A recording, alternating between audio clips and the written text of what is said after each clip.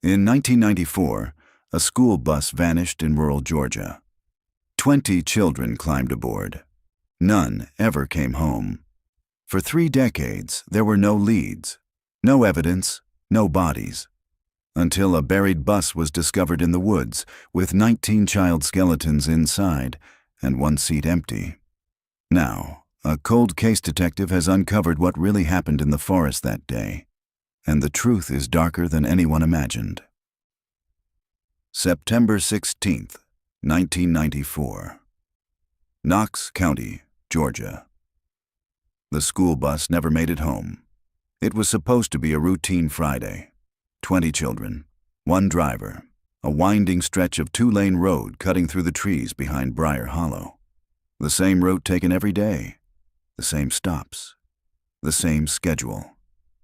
But that afternoon, the bus vanished.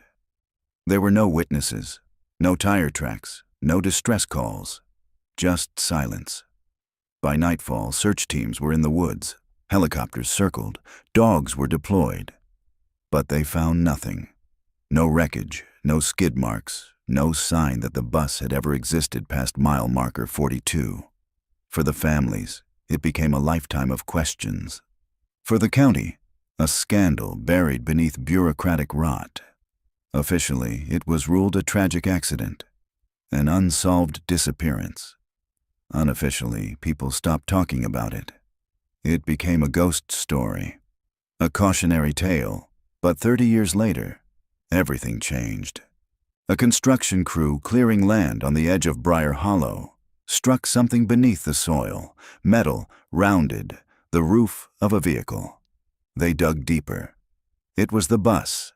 Inside were 19 child-sized skeletons, arranged neatly in their seats. But seat 20, the last row, window side, was empty. No body, no bones, no trace of the final child. And whoever buried that bus never expected anyone to find it. The sun hung low over Knox County, Georgia, casting long amber fingers across the fields as bus number 87 rumbled down the narrow 2-lane road. Pine trees flanked either side like soldiers, their shadows slicing across the cracked asphalt in rhythmic pulses. It was 3:27 p.m. on Friday, September 16th, 1994, the last school day before fall break, and the last time anyone would see the children alive. At the wheel sat Harold Nash, 61, Vietnam vet, quiet man, reliable. 17 years driving the same rural loop. He was the kind of man people described as kept to himself, the kind whose obituary would mention a war, a hobby, and little else. He hadn't missed a shift since 1986. His bus, worn yellow with a faint groan in its suspension, carried 20 children from Dalton Elementary and Knox Middle, 2nd grade through 8th, a mix of farm kids, latchkey kids, and outliers from the county's poorer ridge communities. Most of them knew each other. Most of them had ridden this same route every school day for years. In the 3rd row, Lenny Krause, age 11, bounced a red rubber ball between his palms, whispering a dare to the girl beside him, Annie Blake, 10, about who could spit farther out the window. At the back sat Ellie Thurman, 12, her back pressed into the cracked vinyl seat, knees drawn up. A green spiral notebook balanced on her thighs. She wasn't one of the loud kids. She wasn't even disliked. She was just seen and forgotten. Ellie had a way of fading into the noise, which was fine. She preferred to watch and write. The notebook page held an unfinished list. The bus driver is always watching the mirror. Lenny lies about his dad. Something is wrong with the windows. I think we're being followed again. She paused, tapping the pencil's eraser against her chin, eyes drifting to the side mirror just above Harold Nash's head. Something reflected there, not clearly, but a flicker of movement behind the trees. A car. A person? The bus crossed a familiar cattle gate that groaned beneath its weight, entering the Briar Hollow stretch. A 4-mile corridor of unpaved forest road so choked with kudzu and pine that even sunlight struggled to penetrate. The air changed here, thicker, grayer, as if something held its breath the moment you passed through. Harold slowed instinctively. Everyone did on this road. The tires rumbled over the uneven dirt, dry from a long stretch without rain. Dust clouded the back windows. A hawk screamed above. The bus vanished into the trees.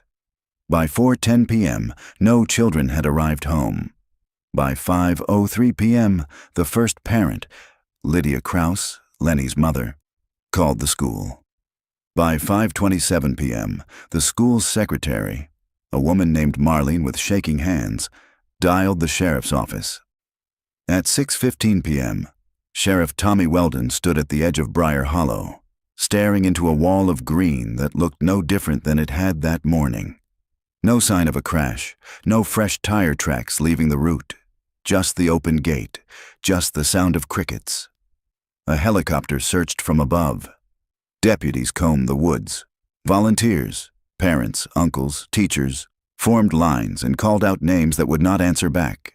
There was no bus, no Harold Nash, no children, no good reason, only the sinking, horrific sense that the earth had simply opened and swallowed them whole.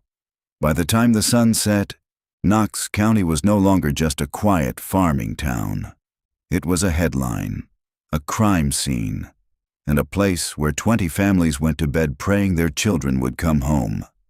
None did. 30 years later, June 21st, 2024, Knox County, Georgia.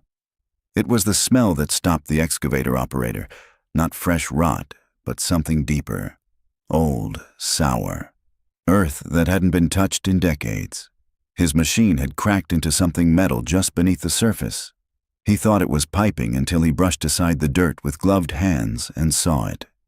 Chipped yellow paint, rivets along the edge, the curve of a rusted window frame. He called over his supervisor. Then they called the police. Within an hour, sheriff's deputies surrounded the site. By sundown, a full excavation was underway, and by midnight, the first body bag was zipped shut. Inside the buried bus, corroded and caked with clay, were 19 small skeletons. Most were still seated. Some had collapsed against each other. No seatbelts, no signs of trauma. No Harold Nash, no bones in the driver's seat, and one seat at the very back, driver's side, was completely empty.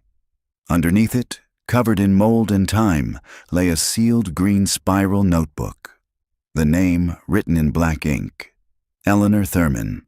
The sun had barely cleared the treetops when Detective Monica Reyes stepped out of her department-issued SUV and stared at the gaping trench carved into the red clay.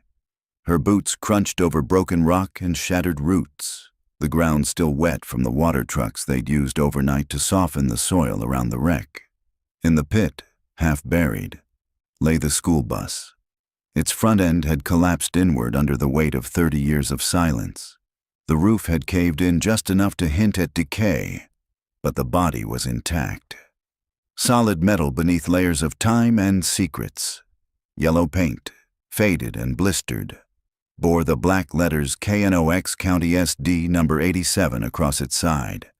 It was a coffin now. Reyes lowered her sunglasses and moved closer, nodding to the scene tech who stood guard over the perimeter. Any movement? The woman shook her head. Just us and the dead. The interior of the bus had been cleared of loose debris overnight. A makeshift tent covered the back section to block sunlight, protecting what they could until forensics could finish their sweep. Bones lay scattered across the vinyl benches. Most had collapsed forward or slumped against each other, as if they'd been seated when they died, as if they hadn't even tried to get out. Reyes stepped inside. The air was thick, not just with mold and dust, but with residue, grief, dread, history. She ducked beneath a bent metal beam and moved slowly toward the back, past rows of child-sized skeletons. Some still had scraps of fabric around their ribs. Decades-old sneakers crumbled under her touch. One small skull was tucked beneath a bench like it had been hiding. She stopped at row 12, left side. The back corner, empty, a space where someone should have been. "Detective," called the medical examiner behind her. "You'll want to see this." Reyes turned. The M.E., Dr. Beasley, a stocky man with weary eyes and a permanent sunburn, held a clear evidence bag up to the light. Inside was a spiral-bound green notebook, warped and stained by time but miraculously intact. Letters on the front cover were faded, but still legible. E. Thurman. Room 212. He added, "We think this was hers. There are pages that survived. Most are water-damaged, but some near the center. They're still readable."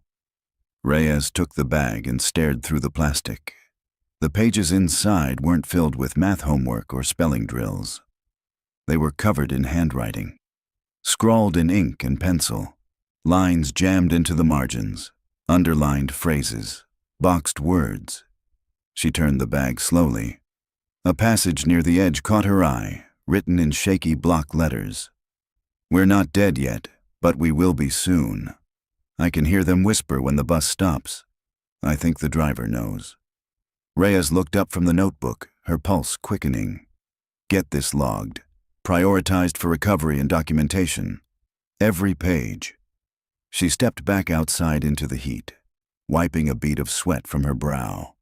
At the edge of the site, reporters were already gathering. Telephoto lenses, microphones, vans. The whispers had started again. At the Knox County Sheriff's Office, 30 minutes later, Reyes sat in a room lined with faded file boxes and old case boards. She'd only been reassigned here 3 weeks ago. A lateral move from Fulton County after a blown case and a department reorg. She'd expected noise, narcotics, burglaries. Instead, she'd landed in the middle of what was already being called the worst discovery in Georgia since the Atlanta child murders. She flipped open the cold case file. Case number 9409 KC missing. Bus route number 5. Harold Nash. September 16th, 1994. 20 students aboard. All declared presumed deceased in 2001. Bodies never recovered. Photos stared up at her from inside the folder. School portraits, kids in overalls and mismatched sweaters, faces frozen in a grainy, off-center innocence. Boys with lopsided grins, girls with bows too big for their heads. Ellie Thurman's photo was among them. Reyes frowned. There was something off. A notation scrawled on the corner of the page in blue ink. Declared deceased 2001, no remains. And below it, in different handwriting, last seen writing in notebook. Described as quiet, watchful. Mother moved out of state in 1996. No forwarding address. Reyes stood abruptly and walked the file to Chief Deputy Lamar Banks, a man old enough to have worked the original investigation. She found him in his corner office, staring at a silent TV replaying the excavation site on loop. "Sir, I've got a question about one of the kids." Eleanor Thurman Banks looked up, his expression already tired. "Yeah, the writer. She's the only one we never found. She's also the only one whose seat was empty on that bus." Banks leaned back. "Jesus, I want to reopen her profile. If she lived, don't get ahead of yourself, Reyes. There were bones scattered in that dirt. Maybe hers are out there and just missed the first sweep." She wrote this. Reyes held up a scanned copy of the notebook page, saying they weren't dead yet, that she could hear things. Something about someone whispering when the bus stopped, about the driver knowing. She was 12, Banks said. 12 and probably hallucinating. Or documenting. He looked away, jaw flexing. We had to close that case. People stopped asking questions. County stopped funding. And Harold Nash. He shook his head. He wasn't perfect, but he wasn't a killer. No body, no remains, and no answers. Reyes folded her arms. "With respect, sir, you had 20 missing kids and a missing driver. Now we've found 19 of them. The one who might have lived left us a message. If she's still out there—" "If," Banks said. But he looked uneasy. "If she's out there, and she saw what happened, she's been hiding for 3 decades. Ask yourself why." Later that evening, Reyes sat at home in the dark, the scan of Ellie Thurman's notebook open on her laptop. Her fingers traced each line. One entry in particular stopped her. Today we didn't go to school. The bus turned. The road was different. He said there was a shortcut. There was no shortcut on Route 5. Not in 1994. Not ever. Her phone buzzed. It was the crime lab. DNA from the remains was already matching to family records, but there was no match for Ellie Thurman. Not a hair, not a tooth, not a trace. Her seat had been left untouched, and she had written until the very end. The folding chairs in the Knox County Community Hall creaked under the weight of old grief. They'd gathered them all, the parents, what was left of them, the ones who'd stayed, the ones who'd remarried, the ones who'd never taken their children's photos down from the fridge. Most hadn't been in the same room together since the candlelight vigils faded into memory, and reporters stopped calling. Detective Monica Reyes stood at the front of the room. She hadn't slept much. Her notepad was filled with scribbles, names, connections. The notebook entries haunted her. Ellie's voice had a calmness that didn't match her age, a kind of internal compass that didn't drift even when fear bled through the margins. "First of all," she said, scanning the group, "thank you for coming. I know what we've uncovered at the site is reopening a wound many of you spent decades trying to live with." Murmurs. A few nods. Some crossed arms. "Let me be clear. We believe 19 of the 20 children who disappeared on September 16, 1994, have now been accounted for.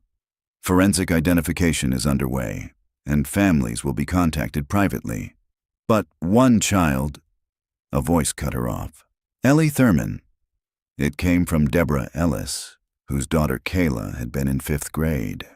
Her voice was sharp, impatient. "Yes, Eleanor Ellie Thurman.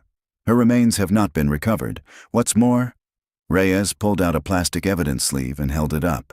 "We recovered her notebook inside the bus, intact. It contains several entries that suggest the children were alive after the disappearance, for at least some time." The room shifted. Shoulders tensed.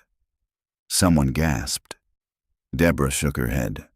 "You're saying they didn't die that day?" "We're saying we don't know. Not yet." A man in the back stood. Stephen Carr, father of twins James and Jeremy.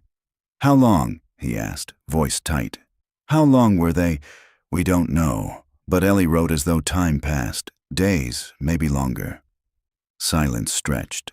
Another woman raised her hand halfway, then let it fall. Martha Riggs, mother of Billy. Her eyes were rimmed in red. "My husband always believed they were taken somewhere. Not crashed, not dead. Just moved." She paused. "He died 10 years ago, still thinking Billy might come home." Reyes nodded slowly. "There's one more thing. Someone left this." She tapped the notebook again. "Whoever buried that bus didn't take it. That tells me one of two things. Either they didn't know it was there, or they didn't care. Which raises the question, why wasn't Ellie with them?" "Maybe she escaped," someone whispered. Or maybe, Reyes thought, she was taken separately. Back at the sheriff's office, Reyes sat with a box labeled Thurman, Missing Persons. Closed 2001. Inside were photographs, school records, a single pink hairbrush. A letter from her mother dated April 1995 requesting a status update. A torn corner of a birthday card with a stick figure family drawn in pencil. Reyes pulled out the social services notes. After the disappearance, Ellie's mother, Janet Thurman, had remained in Knox County for 2 years. Then, without warning, she left. According to DMV records, she sold her car for cash and never filed a forwarding address. The apartment she rented was vacated mid-lease. Missing child, missing parent. The last note in the file read, "Neighbor reports mother seemed paranoid. Said she thought someone was watching her from the woods. Apartment left in disarray. Child's belongings untouched." Reyes picked up the phone. "Get me a nationwide trace on Janet Thurman." Start with last known address.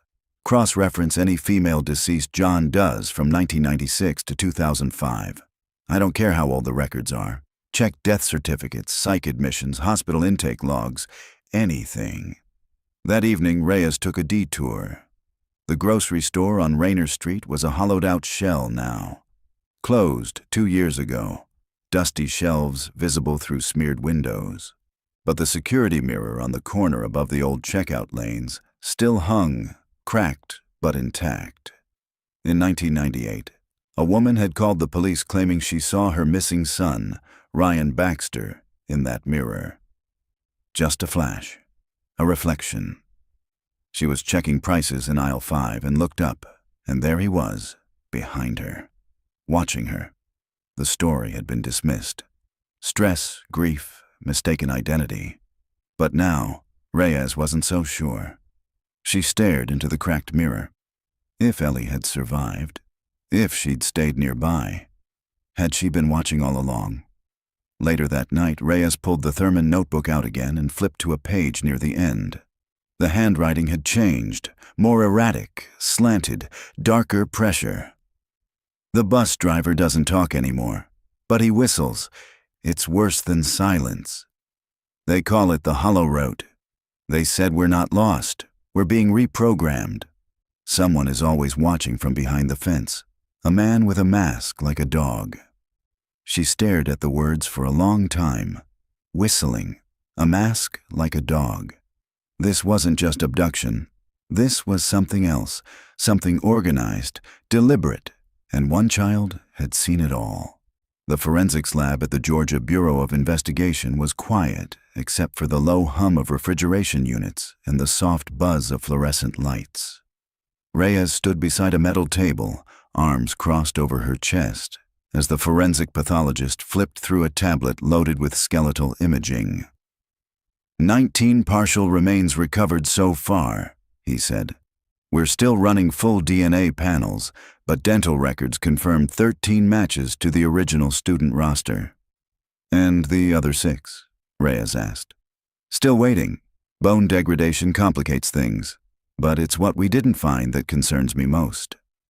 He swiped to a screen showing a digital reconstruction of the bus interior. Each child-sized skeleton was marked in red, numbered 1 through 19. The 20th seat, he said, tapping the empty corner, had no tissue residue, no DNA trace. Not even bone dust. It's as if that seat was never occupied during decomposition. You're sure? Reyes asked. He nodded. Positive. The other seats show environmental staining, trace hair, or insect activity. This one, clean, pristine, undisturbed. Reyes felt it again, that quiet certainty building in her gut. Someone left that bus before it was buried. The next morning, she was back in Briar Hollow, standing at the edge of the cleared trench where the bus had been unearthed. The scent of damp clay lingered, and black plastic now covered the cavity. Survey markers dotted the perimeter. Deputy Claire Merrill approached, holding a clipboard. We pulled more aerial records, she said. Knox County did an overhead land survey in '95, a year after the bus vanished. Look. She handed Reyes a satellite printout. Most of the area was just trees and scrub, but Reyes spotted it immediately. A perfect rectangular indentation in the earth, just barely visible. The shape of a bus. Christ, Reyes muttered. It's been here this whole time. They covered it with filled dirt during the failed bypass project in '97, built right over it. Nobody noticed. Reyes turned toward the tree line. Somebody had. Back at the sheriff's office, she dug deeper into the Harold Nash file. The driver. His record was clean. Army veteran. 2 deployments in Vietnam. Hired by the school district in 1977. No complaints, no family. But there were gaps. Between 1982 and 1984, Nash had taken an unexplained sabbatical. No record of employment. No tax filings, no listed residence. Just a void. She flipped through handwritten memos from the original 1994 investigation. One stood out. A statement from an old student named Reggie Parker, then 13, who used to ride Nash's bus until he transferred schools 2 years before the disappearance. The statement read, "Mr. Nash sometimes took us the long way home. Not a big deal, but once he said we had to make a special stop. Dropped one kid off early, not at their house. I told my mom. She said mind my business." Reyes highlighted it and scrawled in the margin, "Unscheduled stops. Route records needed." She called the transportation office. An older man named Calvin still ran the records room. "Nash's logs? We've got them in the back, dusty as hell." "Bring me everything from 1993 to 1994, she said. "I want to see if any stop was added late in the year. Anything off pattern." That night, Reyes sat in her kitchen with a spread of yellowed route sheets and old-school dot matrix printouts. Each trip was documented: stops, timestamps, mileage. In the weeks leading up to September 16th, she noticed something odd. A shift. August 29th, 1994. A new stop appears. No address, no house. Just a 5-digit code. Number 54791. It's listed every day until the day the bus vanished. She ran the number through DMV, postal codes, school district zoning. Nothing. Then she tried it as a parcel number in the county assessor's system. It hit. Parcel number 54,791. Property formerly owned by Knox County School District. Deeded in 1981. Sold in 1995 to a shell company. The address was nothing more than coordinates. No structure listed. But Google Maps revealed a dirt drive off an unmarked road, deep in the woods. No access trail. Reyes packed her flashlight, badge, and service pistol. And drove. It was nearly 11 p.m. by the time she reached the overgrown entrance. The road was barely more than tire ruts, the forest thick and silent around her. Trees loomed like sentinels, their trunks blackened by moonlight. She parked and continued on foot. Branches clawed at her jacket. The flashlight beam danced across vines, rusted barbed wire, and decaying posts. Then, after nearly 15 minutes of walking, a clearing, and at its center, a foundation. Cracked concrete steps, a stone well. No building remained, but the outline was clear. This had been a house once. Reyes circled the site. Near the rear of the foundation, her boot hit something hollow. She crouched, brushing away pine needles and moss. A steel hatch. She hesitated, then opened it. A ladder descended into darkness. The air that rose up smelled of rust and mold. She climbed down slowly. The beam of her flashlight revealed a concrete cellar, no more than 15 feet wide. Chains hung from the walls. Child-sized restraints. Scraps of decayed bedding. A single, rusted folding chair in the corner. Scrawled on the far wall, faint but unmistakable. "The hollow root is not dead. We just got off early." Reyes stood frozen. The air had gone still, heavy. Somewhere above her, she thought she heard a whistle. The pages of Ellie Thurman's notebook were no longer evidence. They were a voice. Detective Reyes sat in the records room, the overhead light buzzing faintly above her, the green spiral-bound notebook laid out like scripture. She'd read it 3 times already, front to back, waterlogged corners and smeared ink and all. But every time she found something she hadn't seen before. Ellie had written nearly every day, not in full sentences at first, more like fragments, observations. A child cataloging horror without having the words for it. Day 1, bus stopped in the trees. No one said why. Mr. Nash turned around and locked the door. He told us not to scream. We were going to get better. Kayla cried. He slapped her. Then he just stared ahead. For hours, Reyes flipped forward. The handwriting grew steadier, more deliberate. As if Ellie had begun to understand that no one was coming, and that someone would need to remember what happened. "We sleep sitting up now. The windows are too dark to see out. There's a sound every night like metal scraping gravel. Lenny thinks it's the hatch. I heard him talking to someone. He called them Sir. They never get on the bus. They just watch from the woods. They said we're lucky. They said we were selected for redirection. I don't know what that means. The notebook wasn't the only thing Reyes had reviewed. She now had partial fingerprints, 2 smeared to confirm Ellie's, but age-appropriate. She'd also located 2 more letters Ellie's mother had sent to the sheriff's department after the investigation was shuttered.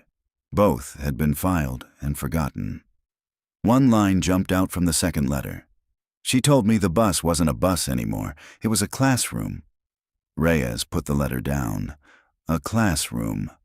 Of course, not an abduction. Not in the traditional sense. It was something else entirely. Some kind of forced behavioral experiment, disguised as school. She circled the word redirection. The GBI had run into that term before, in cult deprogramming cases, in fringe therapy clinics, and once in a shuttered psychiatric program from the 70s called Project Promise. Her pulse ticked faster. She opened her laptop and searched the term. Project Promise, initiated 1971. A federally subsidized experimental program designed to retrain behavioral outliers through immersive reconditioning in remote monitored settings. Target subjects, juveniles. Duration, 1971 to 1981. Status, disbanded after multiple lawsuits. No convictions, but one of the sites listed in the declassified report. Knox County, Georgia. That night, Reyes drove to the county library and met with Patricia Grady, a retired teacher who had volunteered to help sort through old yearbooks and class rosters. She was the one who'd first mentioned Ellie's unusual behavior. She never smiled for pictures, Grady said, flipping through a 1993 yearbook. Never played at recess, always writing. I asked her once why she kept so many notes.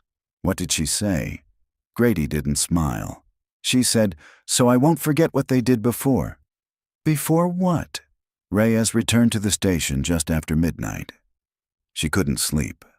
Something about the house with the hatch, the cellar with the chains, kept pulling at her. She reviewed the scene photos again. There had been 4 sets of restraints, and 19 bodies. She opened the next entry from Ellie's journal. They pick us one at a time, to take into the red room. You come back different, or you don't come back. I think Harold's not in charge anymore. I think he's afraid too. The next few pages were soaked beyond recovery. But the next legible one chilled her. He started calling us numbers, not names. I'm number 12 now. The others forget, but I write everything down. I saw something in the woods. It looked like my mom, but it couldn't have been. My mom is gone, right? They say I'm making progress, that I'm almost ready for graduation. Reyes leaned back in her chair, the air stale and unmoving. The longer she stared at the notebook, the more the timeline twisted. This wasn't one day, or 1 week. This was months, possibly longer. But why keep the children alive? And who was they? She flipped to the final page, only half intact. If you find this, my name is Eleanor Thurman. I'm 12 years old. My teacher is a lie. My driver is not in charge. They buried the bus so no one could see, but I didn't stay. I followed the hollow route home. Rain clung to the trees like sweat. The deeper Detective Reyes pushed into the woods behind the Briar Hollow excavation site. The less the modern world seemed to exist. Her boots sank into spongy red clay. Leaves clung to her sleeves, and every sound, every branch snap, every drop of water, felt amplified in the silence. She had followed the coordinates listed on a parcel map that dated back to 1995. A handwritten note in the corner had read, "Old pump shed access, sealed after 1994. The structure she found wasn't much. A corrugated metal shack, rusted over, its door padlocked and swallowed by ivy. It leaned at an angle, roof sagging in the middle. From a distance, it looked like it could collapse at any moment, but it was exactly where the map said it would be. Reyes crouched. The lock was old. She twisted it with a gloved hand, and it crumbled apart like dry bone. The door creaked open to reveal a narrow concrete tunnel, slick with algae and carved directly into the hillside. A metal ladder descended into darkness. She clicked on her flashlight. It smelled of wet wood, rust, and something older. Damp paper, mold, and rot. At the bottom of the tunnel, the passage widened into a low square corridor, like an old water management system or storm shelter. Reyes moved carefully. The walls were tagged with chalk numbers, 01 through 04, then 05 through 20. At first she thought it was graffiti, but then she realized each number marked a door. Small steel doors, 4 feet high, 2 feet wide, like lockers or crypts. One by one, she opened them. Most were empty, except for door 7, where she found a child's tennis shoe covered in dirt, still bearing a faded sticker. "Hello, my name is Kayla." Door 13 had a stack of Polaroids in a sandwich bag. Photos of the children inside the bus, asleep, eyes closed. Some with food trays on their laps, others with medical tape on their arms. Like patients. Door 20 was sealed from the inside. She didn't open it. Not yet. Back on the surface, Reyes handed off the evidence to Deputy Merrill and called it in.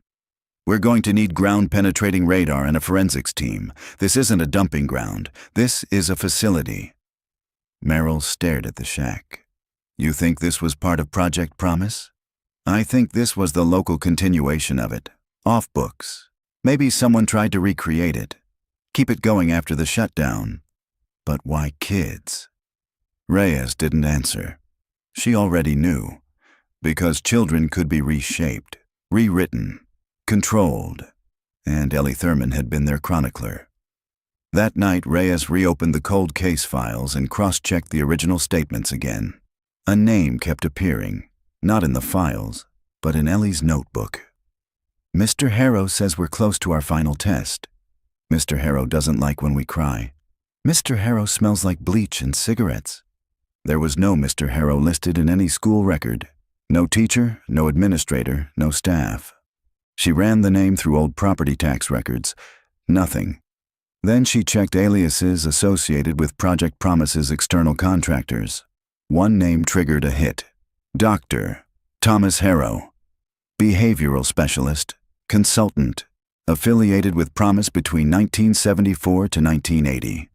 Last known residence, Homestead, Georgia. Reyes's pulse kicked up. She picked up her phone and called in a warrant. The next morning, a team arrived at the home. A 2-story colonial buried behind oak trees, shutters hanging crooked, the mailbox long rusted over. The front yard was littered with broken tricycles, warped lawn chairs, and a faded swing swaying in the breeze. No one had lived there for years. Inside, the air was thick with mildew and dust. But in the basement, behind a false wall, they found boxes of files. Manila folders labeled by number, each with photographs, psychological notes, punishment logs. Reyes flipped through them with growing dread. Subject 12. Eleanor Thurman. Displays cognitive resistance to group conditioning, high retention, social detachment, risk of narrative retention, recommend isolation. Below that, a note scribbled in red marker. Will not break. Possibly dangerous. Observing. Back at the station, the forensic team called in with another update. The recovered remains from the bus had now all been identified. Each matched a child from the missing roster, except for one. Skeleton number 18 was not a student. It was adult-sized, male. Estimated age, 60 to 65. Cause of death? Blunt force trauma to the back of the skull. They pulled dental records. It was Harold Nash, the bus driver. Reyes stared at the wall of case photos. If Nash was dead on the bus, then someone else had buried it. Someone else had driven the bus into the woods. Someone else had stayed in control. And whoever that person was, had made sure Ellie Thurman's seat was empty, which meant there was still a chance she was alive. Or someone wanted the world to believe she was. The video was grainy, time-stamped 2:13 a.m., and shot from a trail camera positioned along a fence line that bordered the Briar Hollow excavation site. Most of the footage was unremarkable. Branches swaying, insects blinking past the lens, until the motion sensor activated and caught a figure standing just inside the tree line. Still, watching. Reyes leaned closer. The man was tall, maybe 6 feet, wearing a ball cap pulled low and a heavy jacket despite the summer heat. He stood there for 26 seconds, then slowly turned and walked back into the dark. She rewound it again and again. He didn't flinch, didn't pace, didn't look around. He knew exactly where to stand, and exactly what he was looking for. By morning, the image had been enhanced by the digital forensics team. The man's face was partially obscured, but a portion of his left cheek was visible. Pale skin, heavily scarred, as if from an old burn. Facial recognition got a hit. Name: Gerald Wexler. Age: 63. Occupation: former school counselor, retired. Affiliation: Knox County School District, 1992 to 1994. He'd been one of 4 staff members reassigned after the Route 5 disappearance. The other 3 had left the state or died.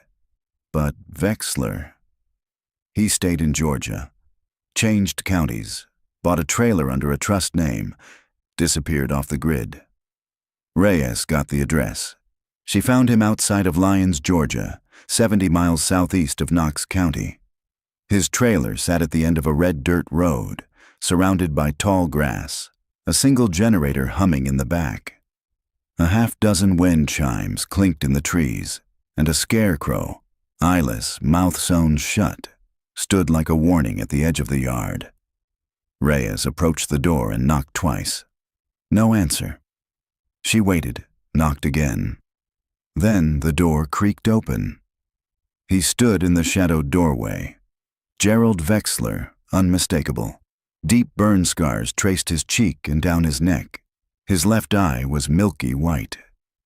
"You shouldn't be here," he rasped. "I'm with Knox County, Detective Monica Reyes. I'd like to speak with you about the bus." "I don't talk about that," he said.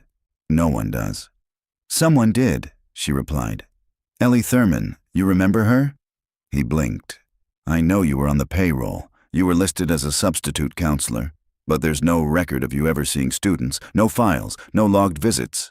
You were on staff when 20 kids disappeared." Wexler didn't move. His good eye darted past her to the woods.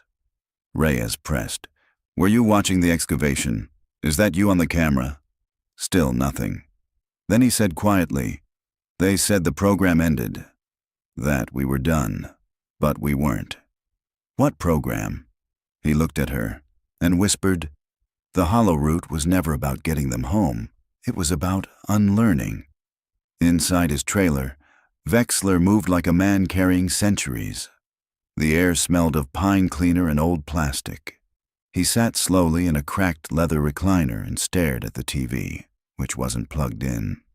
"I was supposed to help," he said, almost to himself. "Observe, take notes, guide corrections." "Were you part of Project Promise?" "Post-Promise," he muttered. "Same people, different cover. They called it Stage 2, said the first group had failed because they didn't start young enough." Reyes sat across from him. "Did you know what they were doing to the children?" "I didn't ask questions. They said it was educational therapy. Until I saw what the Red Room was." He paused. "No windows, no clocks. Just static pumped through the walls. Repetition drills. Food only when they obeyed. Punishment when they didn't." He scratched at the scars on his cheek. "I tried to stop it. Told Harold. Told Nash we were breaking them." "You were killing them." "Number Y didn't. That wasn't me. Harold went rogue. Started ignoring the chain of command. He said the girl, Ellie, was infecting the others. Said her writing had to be destroyed." Reyes's voice went sharp. "But it wasn't. She left that notebook. She remembered everything." Wexler nodded slowly. "She always remembered. She'd write it all down, even when we took the pencils. She'd scratch it into the floor with her fingernails if we let her. She wasn't supposed to survive." Reyes narrowed her eyes. "Then how did she get out?" Wexler leaned back. Because she knew the route. Reyes drove back to the station in silence, Wexler's words echoing in her head. She knew the route. Not the roads, not the schedule. The hollow route. The psychological framework they'd used. The structure, the pattern. And she'd found a way through it. Not just physically, mentally.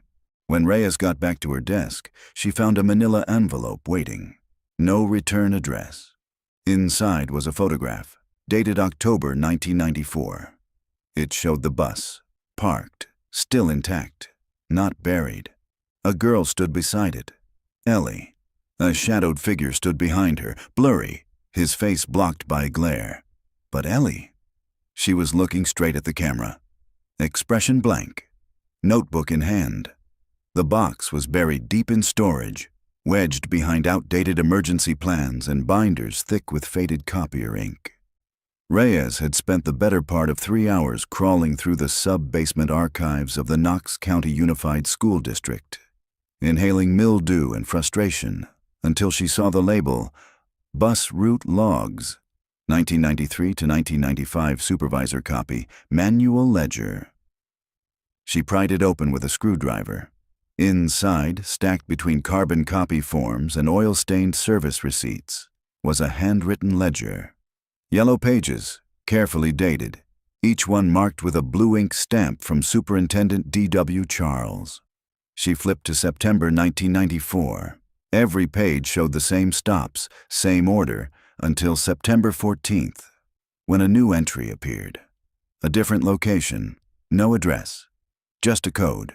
Stop number 21, X tunnel, crate drop, and then again on the 15th, and again on the 16th, the day the children vanished.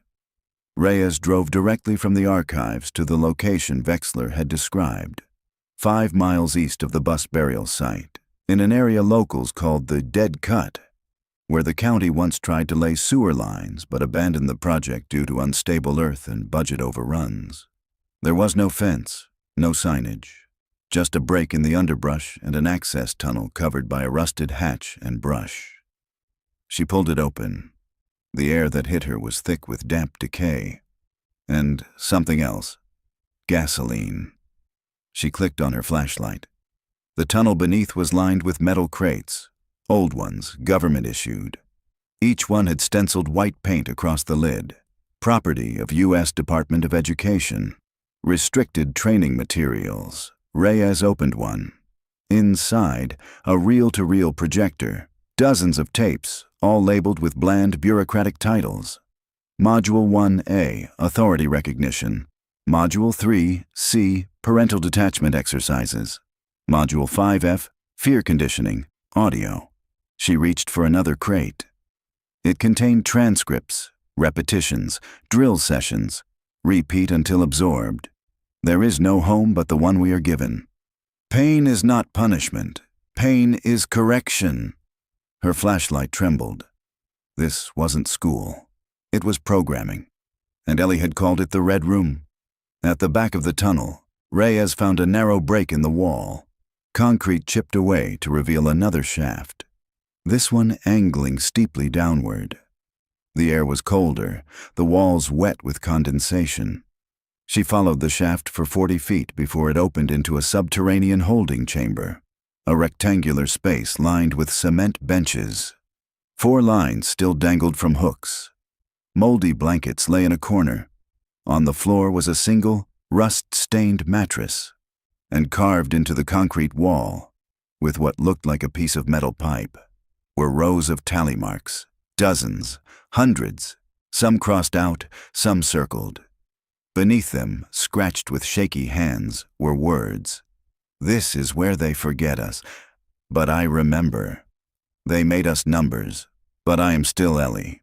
One day, I will walk home. That night, back in her motel room, Reyes laid out the evidence like puzzle pieces. The bus was not a crash. The driver was murdered. The children were brought to a tunnel system designed for psychological conditioning. One child, Ellie, resisted, documented everything, and survived. But where had she gone? The only person left with an answer might be the one person no one had questioned yet. Daniel Harrow, the superintendent's son, now a county commissioner, and the man who signed off on the land transfer of the Dead Cut parcel in 1995, just 4 months after the disappearance. Reyes requested an interview. She expected stonewalling, excuses, maybe even security. But when she walked into the commissioner's office, he was already standing. A man in his 60s now, gray at the temples, sharp suit, eyes like cold iron. "Detective," he said, extending a hand she didn't take. "Mr. Harrow," she said flatly, "you were 35 when your father oversaw Project Promise's closure. You were on the school board when Route 5 vanished. You signed the parcel transfer. I was a bureaucrat," he said. "I signed hundreds of things." "Did you read this one?" she asked, placing a photo on his desk. One of the children huddled in the tunnel, their eyes wide, IVs in their arms. He didn't blink. "I don't know who they are, but you know what they are." A pause. Then, children who needed to be re-educated for the good of society. And Eleanor Thurman? At that name, Harrow's expression flickered. Just for a moment. "She's gone," he said. "They all are. You should let the dead stay buried." "But she didn't die, did she?" Reyes leaned in. "She escaped, and someone helped her." "I don't have to answer your questions," Harrow said, voice tightening. "No," Reyes said, standing. "But when I have enough to indict, you'll be answering to a grand jury." She turned to leave. Before she'd reached the door, Harrow said quietly, "You're too late. The girl who left that tunnel, she isn't who you're hoping to find." Reyes didn't turn around. "And you're not the man you pretend to be." It was a scream that brought them running. A construction worker, part of the crew clearing brush for the expanded forensic perimeter near Briar Hollow, had stepped through a soft patch of dirt and sunk nearly to his knee. What he thought was a sinkhole turned out to be a shallow grave. The body was adult, male, recently buried, not skeletal. The man's driver's license, still tucked in his wallet, identified him as Calvin Rhodes, a former school district employee who had managed vehicle maintenance and route logs in the 1990s. He had gone missing just 6 days prior, after Reyes pulled his name from the ledger records and requested an interview. Now he was dead, buried in the same forest that had swallowed 20 children 30 years ago. That same evening, Reyes sat across from Gerald Wexler, this time inside the secured interview room at Knox County Sheriff's Office. He'd turned himself in voluntarily after receiving a mysterious envelope on his trailer porch, a copy of the autopsy report for Calvin Rhodes. A warning. "They're killing the old lynx," he said quietly. "Anyone who remembers too much." "You've got one shot to make this right," Reyes said. "Tell me everything." He did. According to Wexler, the program had never truly ended. After Project Promise was shut down in the early 80s, several of its most fervent supporters, mid-level government workers, educators, and psychological consultants, decided to privatize the process. With no oversight, they experimented on smaller groups, runaway teens, juvenile delinquents, and eventually, students taken under false pretenses. They used school infrastructure, unused land, rerouted buses, old shelters buried in budgets. The children on Route 5 weren't kidnapped. They were redirected under district authority. Harold Nash had been chosen because of his silence, his record, his dependability. But something went wrong. Nash began to question the project's morality and began sympathizing with Ellie, the one child who never broke. The others began to follow her lead. They remembered their real names, refused to repeat the mantras, so Nash made a choice. He attempted to smuggle Ellie out. He was caught, and he was killed. "You weren't just an observer," Reyes said. Wexler shook his head. "Number Y helped him. I gave him the notebook, told him to let her keep it. She wrote it all down, and I thought she made it. She did. Reyes slid the photo across the table, the one of Ellie beside the bus. You took this, she said. Wexler blinked slowly. Yes. She escaped? I got her to the edge of town, told her to walk the tracks east. I was supposed to meet her the next day with a ride out. But when I came back, she was gone. Gone where? He looked up, eyes red. I don't know. I think someone got to her first. Later that night, Reyes paced her motel room, staring at the investigation board she'd tacked to the walls. Maps, mugshots, notebook pages, surveillance stills. So far, 19 children confirmed dead. 1 missing, Eleanor Thurman. Harold Nash, murdered. Calvin Rhodes, murdered. Gerald Wexler, confessed collaborator. Daniel Harrow, uncooperative, dangerous. Reyes's phone buzzed. It was the GBI lab. We just got a match on partial DNA found on the mattress in the tunnel. It's fresh, days old. Whose is it? A beat. It's Eleanor Thurman's. The next morning, Reyes stood in the woods behind the tunnel site. A team was sweeping the area, but there was no sign of Ellie. Just a set of footprints near the clearing. Small, female, and a message scratched into the bark of a pine tree. I remember. He still watches. Reyes turned in a slow circle. They had missed her by days, maybe hours. Back at the station, a voicemail was waiting. Unlisted number, static-filled, then a girl's voice. Quiet, calm, tired. Stop asking about me. He's still out there. He follows the survivors. I can't be found. If you're reading this, it means someone finally listened. But that's not enough. They need to dig under the school. That's where the truth is buried. Click. The school had been condemned for 20 years. Dalton Elementary, once the pride of Knox County, now stood rotting beneath layers of ivy and silence. The roof sagged in the middle like a broken spine, and its windows had long since been shattered by time or vandals. When Reyes stepped onto the campus with her flashlight and warrant in hand, even the birds refused to sing. But beneath the decay was the original floor plan. She'd studied it for days. The cafeteria, the old gym, the administration office. But what caught her attention most was what wasn't on the blueprint. The basement, not listed, not measured, but mentioned in a staff memo from 1991 about routine flooding in lower storage. Reyes had found that note buried in a digital archive no one had touched since the district went bankrupt. So she started at the cafeteria, following her gut and the smell of mildew and earth. Behind a rusted serving line was a steel door with a warped, "Authorized personnel only" sign hanging sideways. She pushed it open. The stairs descended into shadow. The basement wasn't a basement. It was a compound. Reyes stepped into a corridor that extended in both directions. Concrete walls lined with clipboards, cracked light fixtures, and faded motivational posters that hadn't seen sunlight since before the Clinton administration. Silence is strength. The best students don't talk back. You are loved enough to be corrected. The flashlight beam swept over doors. Room A, Room B, Observation 1, Isolation Unit. And then she saw it, painted in peeling red above a locked steel door. The Hollow House. She pried the door open with a crowbar. Inside was a chamber like nothing she'd seen in the tunnels. Clean, cold, intentional. Soundproof panels lined the walls. A projector was bolted to the ceiling.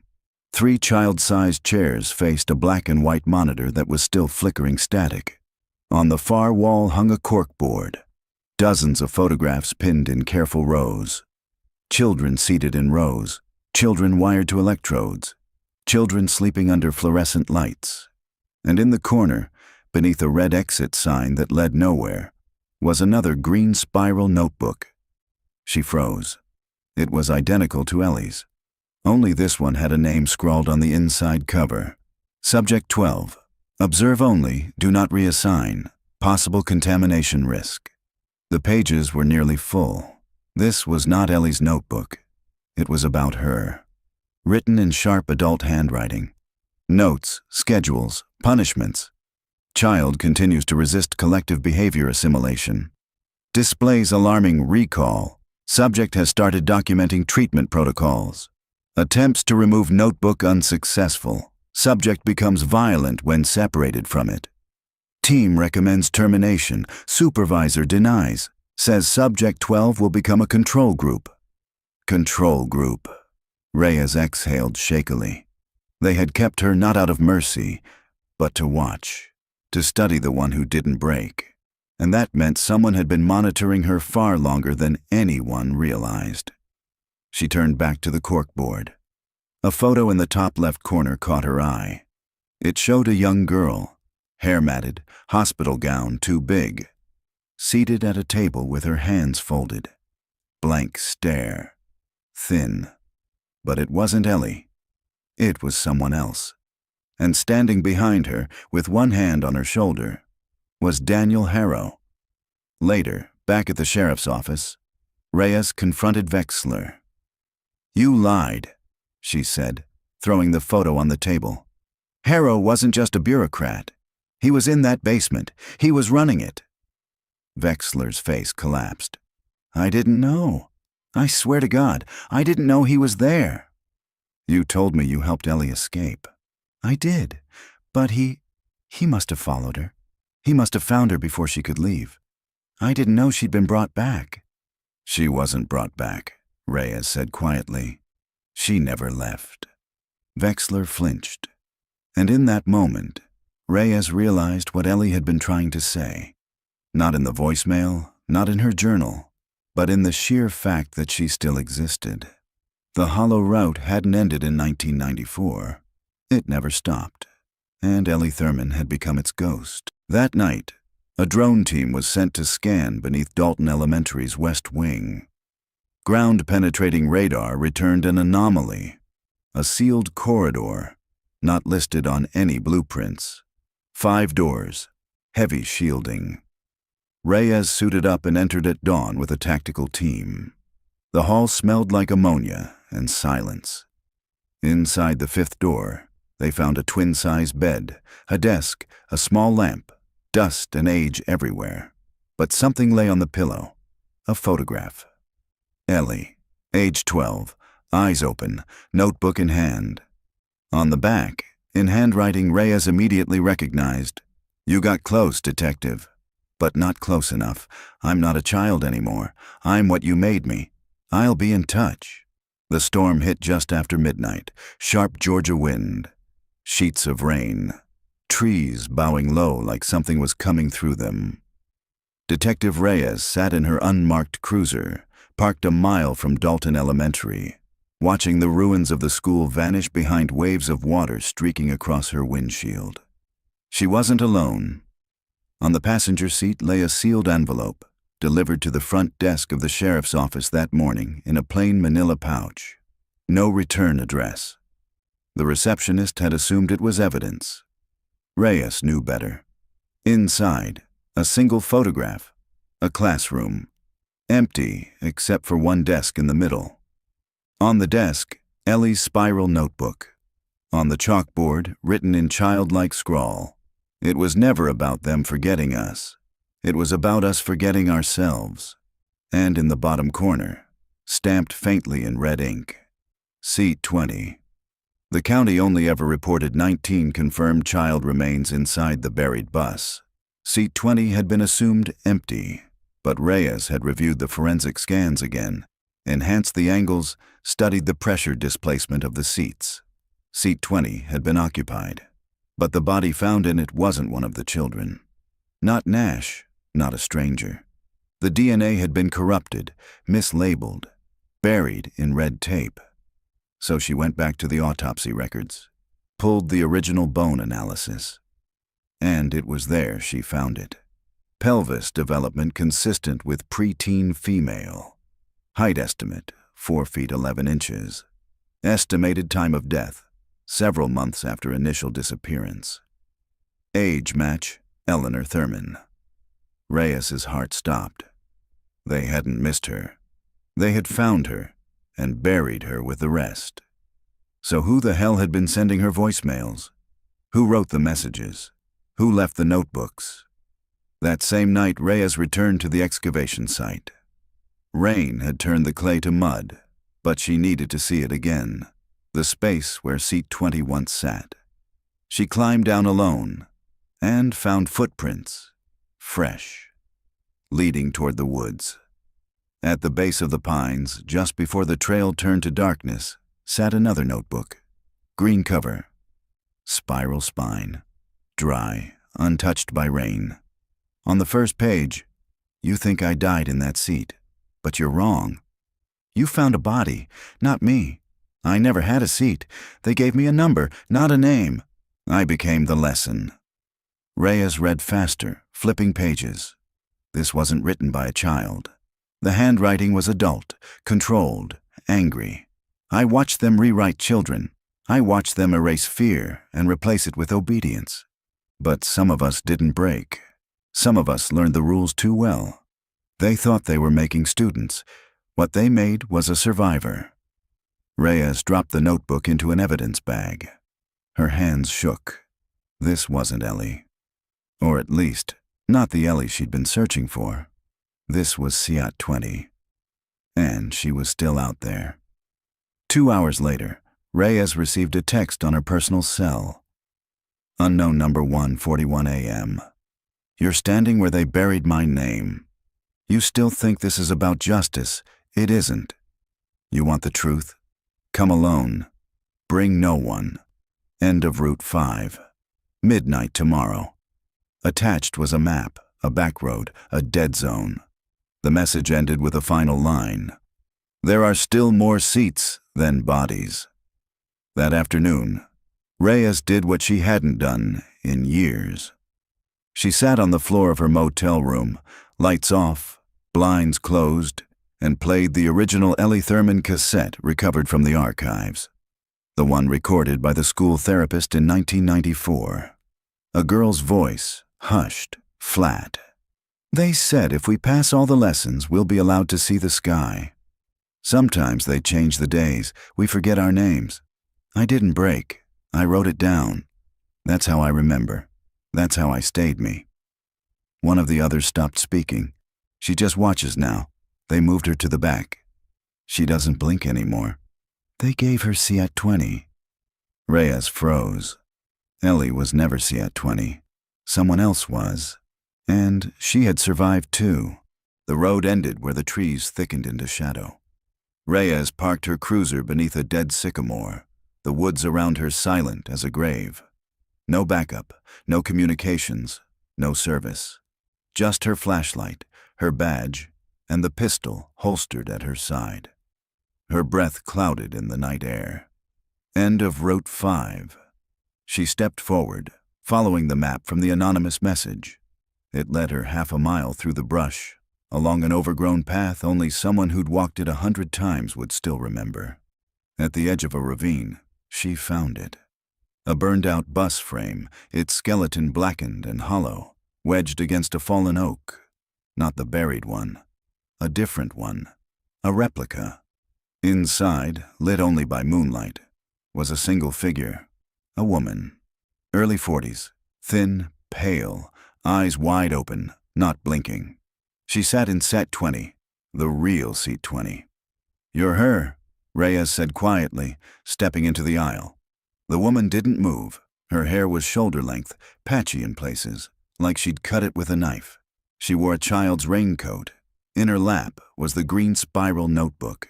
But Reyes knew immediately. This wasn't Ellie. This was the girl who came after. The one they called the Control. "Are you Eleanor Thurman?" A blink. "No," the woman said, voice like dry leaves. "Ellie's gone." Reyes took a step forward. "Then who are you?" The woman stared straight ahead. "I was the one they couldn't teach, so they tried something new." "What did they do to you?" "They made me watch." A pause. "Every lesson, every punishment. I remembered all of it. They said if I didn't speak, I'd live longer." Reyes sat in the seat across the aisle. "You've been leaving the notes." "Ellie tried to escape. I tried to remember. Where is she? The woman finally turned her head. Her eyes were too wide, too still. She made it out, but she didn't stay out. Another beat. Then, they brought her back. Reyes felt it like a punch to the chest. You saw it? She was different when they returned her. They broke her, or thought they did. What do you mean? She smiled when she shouldn't have. She stopped writing. She stopped blinking. Reyes felt the air shift. Cold rolled through the hollowed bus frame like breath. She became you. The woman shook her head. Number I was born from her. When they lost Ellie, they made me. A shadow. A test subject. Her hands curled tighter around the notebook. They gave me her number, but they never gave me her voice. Reyes leaned closer. You're the one who killed Nash, aren't you? A flicker. Number I watched him die. They made her do it. Her voice cracked. To graduate. Footsteps behind her. Reyes turned, fast, gun drawn. But no one was there. When she turned back, Sayat 20 was empty. Notebook gone. Only a final message carved into the wall above the seat. She lives in all of us now. There is no graduation. There are still more buses.